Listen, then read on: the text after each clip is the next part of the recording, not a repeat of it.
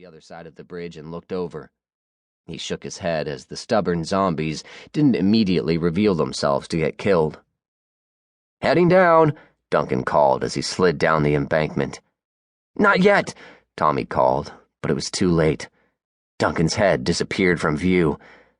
Tommy frowned and shook his head. "Little shit left my bag on purpose," he thought. He picked up the backpack and went down the hillside, watching as Duncan shot the last 4 zombies with his pistol. Since Tommy had fired his rifle, quiet was no longer necessary, although, looking down the highway, Tommy could see several dark shapes slowly making their way in this direction in response. Zombies were nothing if not predictable. Tommy ran towards the car, while Duncan retrieved his spike. He pulled a pair of channel lock pliers from his bag and wrenched the steel from the dead zombie. He wiped it off with the man's shirt, then tucked it into a separate compartment in his backpack for sterilizing later. Hard lessons had taught the survivors of the upheaval that the virus could stay dangerous for 48 hours if left on an exposed surface. After that, it was harmless, but if someone touched the infected area, then touched either an open wound or their eyes, they had nearly a 100% chance of getting infected. Fire killed the virus immediately, so it was part of everyone's gear to have some means of open flame to sanitize weapons used on the dead. The good news was there was very little splatter when combating the undead, since their blood wasn't flowing like a living person's did. Bullets to the head caused some mess, but not as much as a live human. Tommy reached the car and unlocked the doors. Zombies typically couldn't figure out how to open a door, but lately more and more of them were figuring it out, and sometimes they got lucky when it came to car doors. It was better to lock up than have a ghoul leave all sorts of dead bits inside the car you want to drive away in. The 2 men stashed their gear and drove away, heading back to the outskirts of Dalhart. They had left their caravan to do some scouting, and had only a few hours left before the group would figure them lost and move on without them. That was the standing rule in the zombie war. Always stay on the move, draw them out, kill them. The road was fairly clear this far south, as it was discovered that apart from the main cities, the infestation wasn't as bad as other, more populated areas. Tommy and Duncan headed back to their group, which was waiting for them near Rita Blanca Lake, just off the road.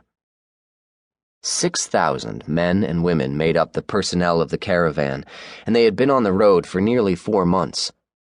The war had started in earnest when the first cold winds blew down from the north. John Talon, the duly elected chief executive of the represented states, had declared unconditional war on the zombies to the unanimous support of the population. 1 week of planning, and the teams were off. The goal was simple: kill zombies, find survivors, kill more zombies.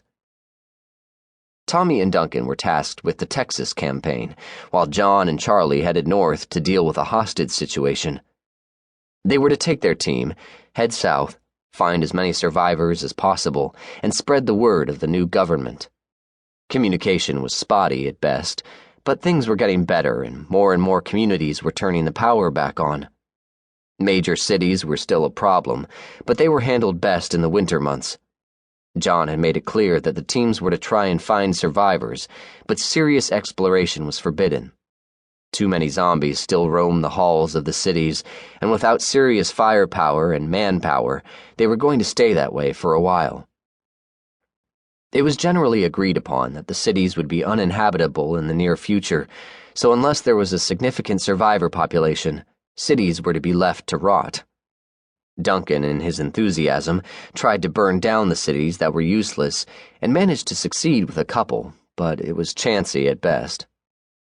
Tommy hit the gas and sped down the road, figuring to be at the rendezvous point in about 20 minutes. Nebraska was a hard fight, and the crew had decided to take a day and rest. Tommy and Duncan had figured to scout ahead when they got surprised by about 30 zombies checking out their car after inspecting a ranch house.